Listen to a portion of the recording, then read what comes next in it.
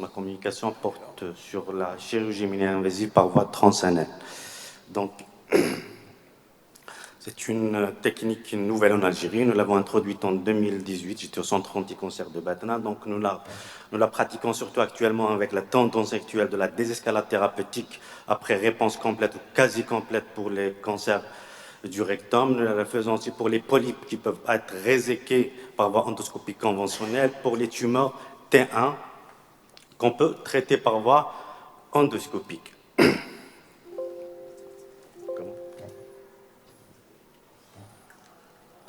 Donc, pour bien illustrer l'intérêt de cette technique, nous présentons ce cas clinique. Donc, c'est une patiente qui nous a été confiée pour une tumeur neuroendocrine, donc qui n'a pas pu être réséquée par voie endoscopique. Donc, la biopsie, c'est une tumeur neuroendocrine bien différenciée, mais dont le grade ne pouvait pas être évalué.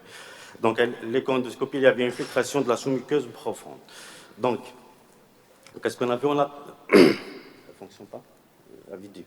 Je t'ai donné la vidéo.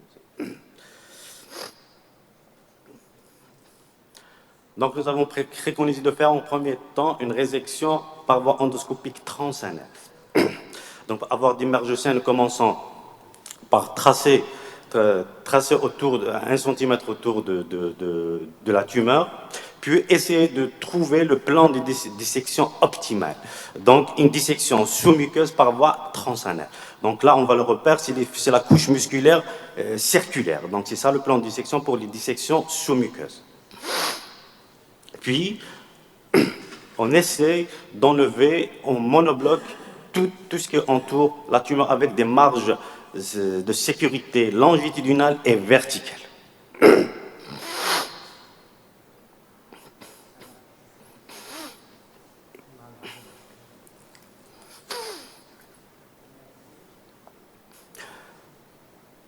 C'est une technique, je pense qu'elle a beaucoup d'indications pour nous chirurgiens dans notre pays, vu que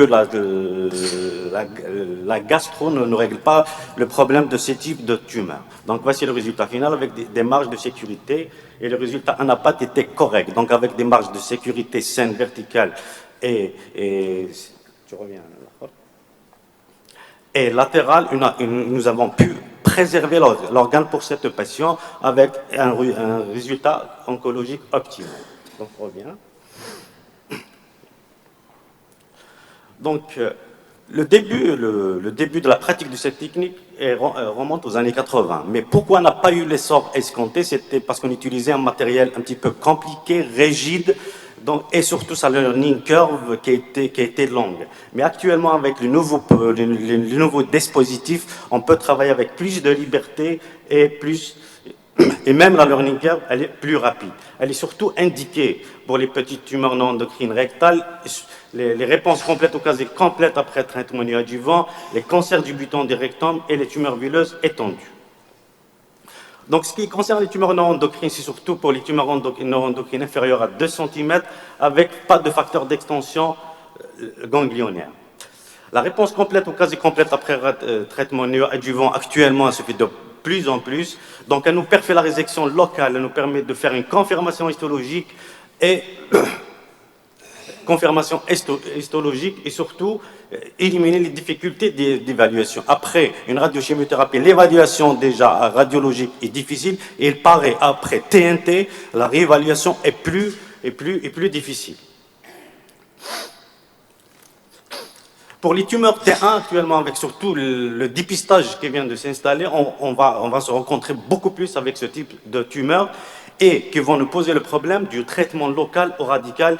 Et le TAMIS, la chirurgie mini-invasive, peut nous régler parce qu'on peut avoir des éléments histologiques sans avoir recours à une chirurgie radicale.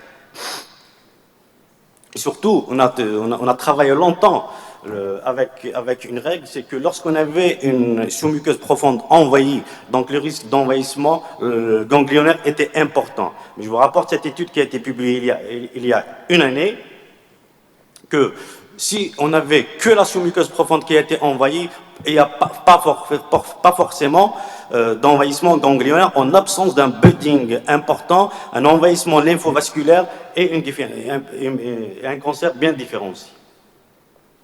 Donc, l'exérèse locale, comment elle se faisait jusqu'à maintenant? C'était soit par voie, ce qu'on appelle chirurgicale conventionnelle pour les tumeurs inférieures à 6 cm. Mais le problème, c'est que cette résection chirurgicale conventionnelle nous donne moins de résections complètes et surtout des résections fragmentées. Et même la résection par voie sous-muqueuse endoscopique ne pose de problème pour les tumeurs avec un envahissement de la sous-muqueuse frontale parce que dans 35% des cas, on a une marge verticale infiltrée. L'horizon, donc l'avenir, c'est soit la résection complète, donc endoscopique full thickness resection, ou le TAMIS.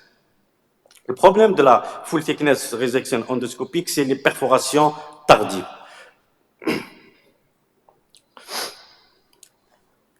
Et le TAMIS, les avantages, ces avantages surtout, c'est pour on peut traiter les tumeurs du moyen et du haut rectum.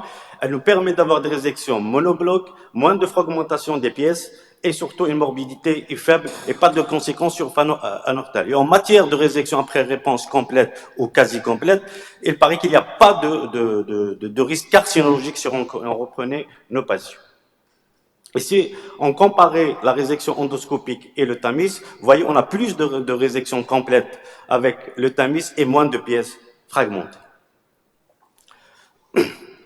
Donc ça, c'est la comparaison avec la dissection sous-muqueuse. Et en conclusion, qu'est-ce qu'on peut dire? On peut dire que le TAMIS est une alternative sûre dans la prise en charge des tumeurs T1 avec envahissement de la sous-muqueuse profonde. Elle est curative en préservant les rectums si les facteurs histologiques sont favorables ou peut constituer une première étape d'une stratégie curative en cas de facteurs histologiques défavorables sans compromettre le pronostic chirurgical ou oncologique. Je vous remercie. Merci.